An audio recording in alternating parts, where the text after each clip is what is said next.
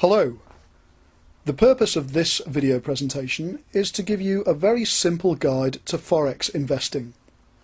It's very much aimed at beginners. So what exactly is the Forex market? Well, first of all, it's the biggest financial market in the world with over $4 trillion traded daily. That's about 100 times the size of the US stock market. So it is absolutely massive. What it involves is basically buying one currency and selling another. So, for example, buying US dollars and selling Japanese yen. Currencies are always traded in pairs in this way.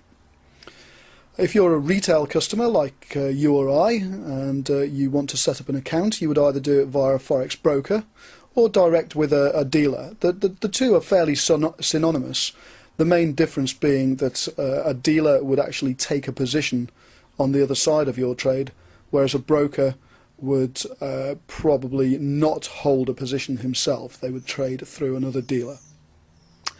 One of the major differences between the Forex market and other markets is that Forex is a 24-hour global market. You can trade at any time of the day or night, anywhere in the world, which is quite unlike the equity or the futures markets, for example. So why invest in the Forex market in the first place? Well, first of all, it's very cheap to trade. There are no commissions necessary. You don't have to pay commissions or fees to your broker or to your dealer. Some brokers do actually charge low commissions, but generally the way that the Forex brokers and the dealers make their money is on the bid and ask spread. So they will quote you a buy and a sell price, and they will make their money on the difference between the two. So you don't have to pay commissions or fees like you would in the futures market, for example.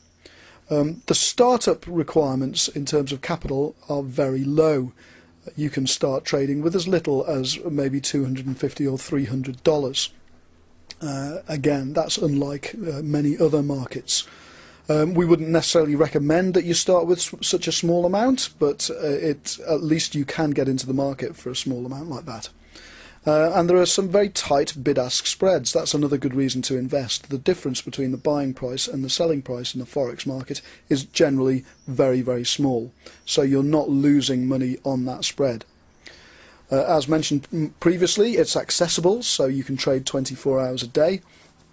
Online, so all you need is a computer and access to the internet to be able to do that.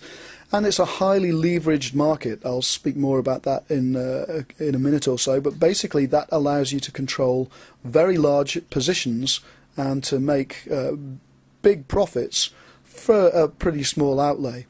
Of course, there is a downside to that, which again I will discuss. Just a couple more reasons to invest in the Forex market. The liquidity, you are always able to trade. There is no chance of anyone cornering the market in a particular currency, for example, or in a currency pair. Unlike with the equities market, like with, for example, what happened on the 6th of May 2010 with the flash crash, where people were unable to unwind their positions, in the Forex market that would almost never happen. You would always be able to trade. You would always be able to unwind a position if you needed to. There are plenty of free resources out there. Different types of analytics and charts and graphical technical analysis packages. There are resources for paper trading, for setting up demo accounts. Typically, when you set up a new account with a broker, you will have access to a demo or paper trading account, so you can try out positions first before you actually trade real money in the market. And it's very easy to get started, as mentioned earlier.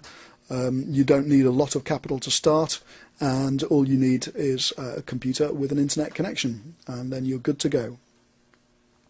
So here's an example of a simple Forex trade. Say, for example, I wanted to buy 10,000 British pounds against the US dollar at an exchange rate of 1.5250.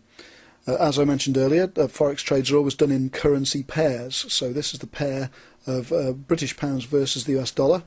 What I would do, I would buy 10,000 British pounds and I would be short then 15,250 US dollars. And the reason I would do that trade is that I'm hoping that the exchange rate between the British pound and the US dollar is going to go up. So a week later, I might sell those 10,000 British pounds at an exchange rate of 156.50. If my trade works out and the exchange rate does move up, that means my British pounds are now worth $15,650, so I've made a profit of $400, which is a good trade. So that's just a simple example.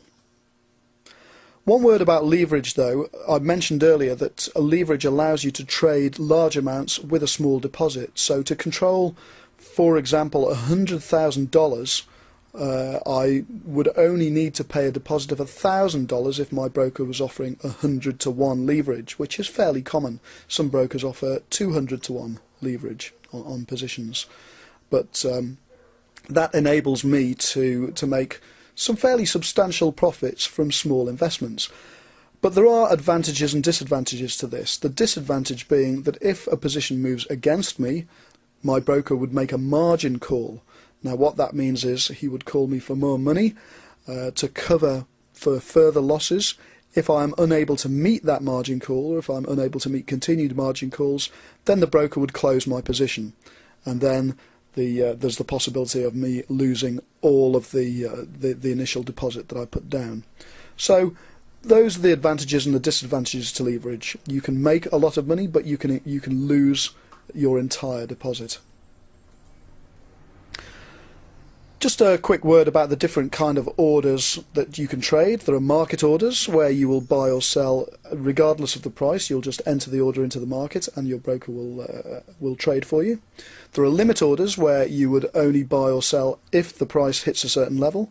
There are stop loss orders which basically prevent you from losing too much money, because if the price moves against you a certain amount, then the stop loss would be triggered and you would trade out of your position. And there are things like good for the day orders or good till cancelled orders.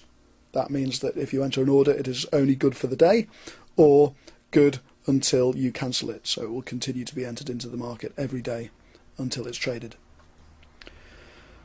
Finally, how to actually get started? Well, first you choose a Forex broker. There are plenty of them to choose from. You deposit some money in an account.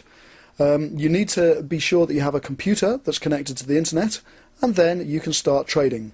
Now, it's a good idea to do a little bit of paper trading first to make sure that you've got an idea of what you're doing and how the market works.